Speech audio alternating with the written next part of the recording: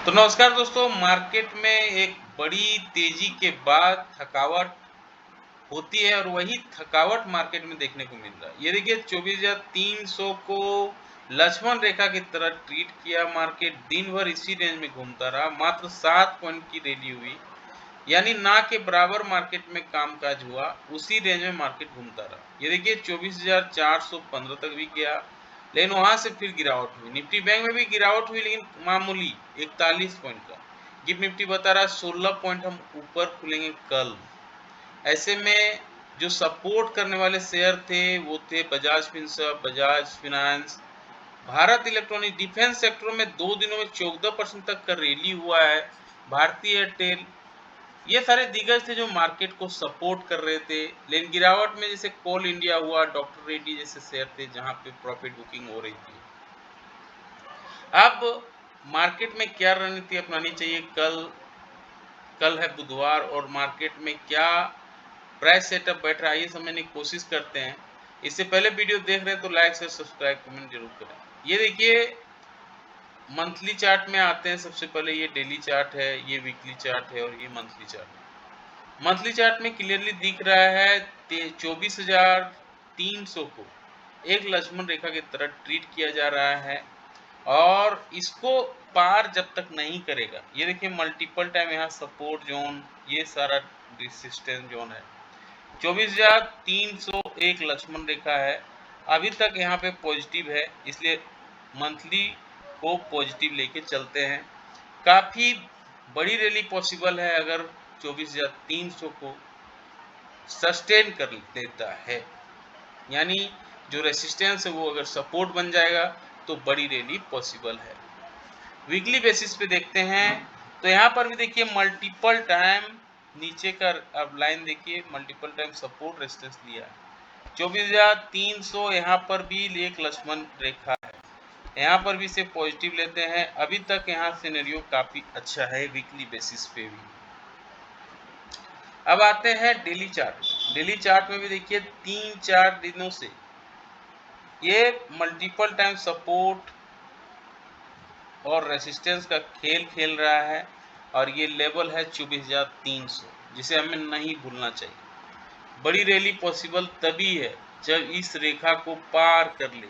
ये रेखा 24,500 का है, अभी 24,300 पे हम खड़े हैं।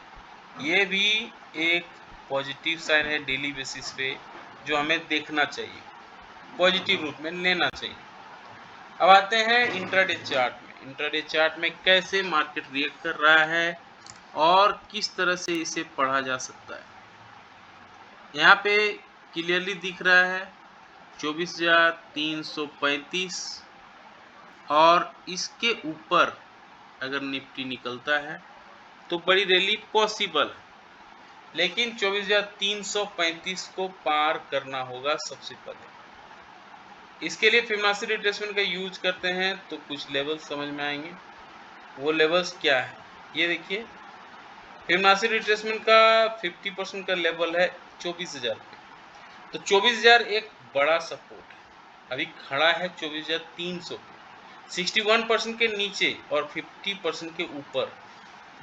एवरेज में 55% पकड़ लेते हैं, ये यहीं पे खड़ा है।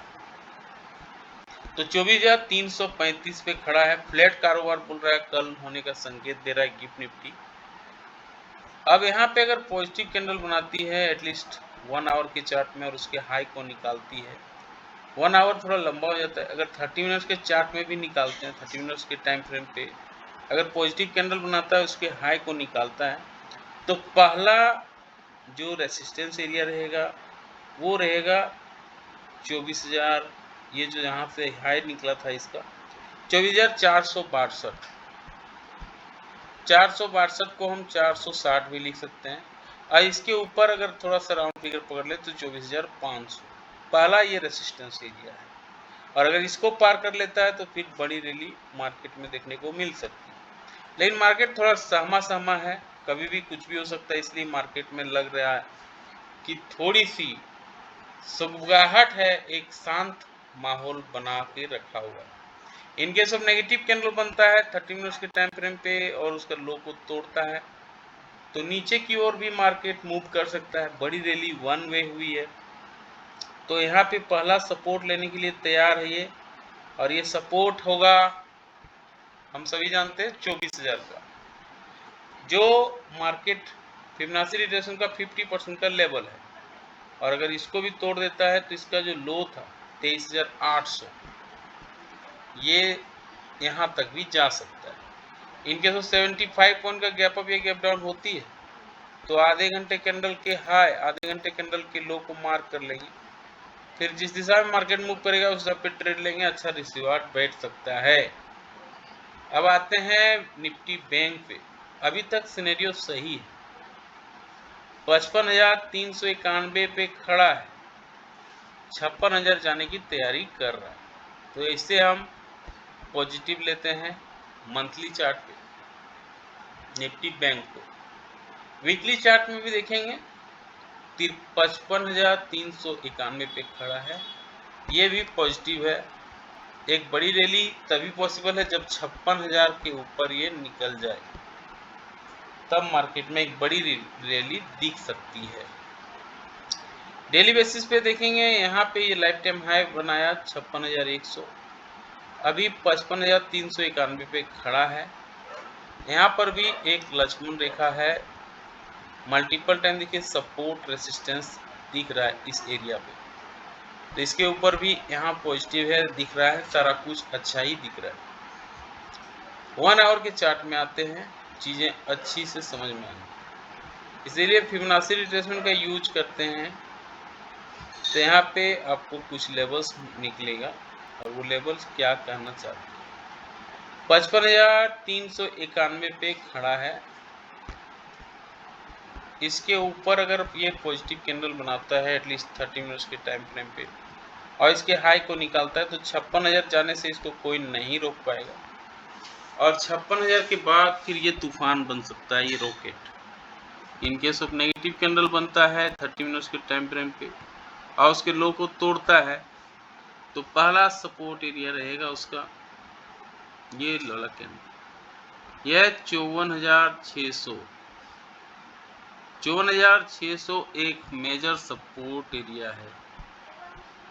अगर उसको भी तोड़ता है तो ये सपोर्ट एरिया फिर यहाँ पर आ जाएगा, जो फिबोनाची रिट्रेसमेंट का 78% है, 54,300। इन केस ऑफ 150 पॉइंट का गैप अप या गैप डाउन होती है, तो आधे घंटे कैंडल के हाई आधे घंटे कैंडल के लो को मार्क कर लेंगे, फिर जिस हिसाब में मार्केट मूव करेगा उस पे ट्रेड लेंगे, अच्छा रिसीवार्ड बैठ सकता है।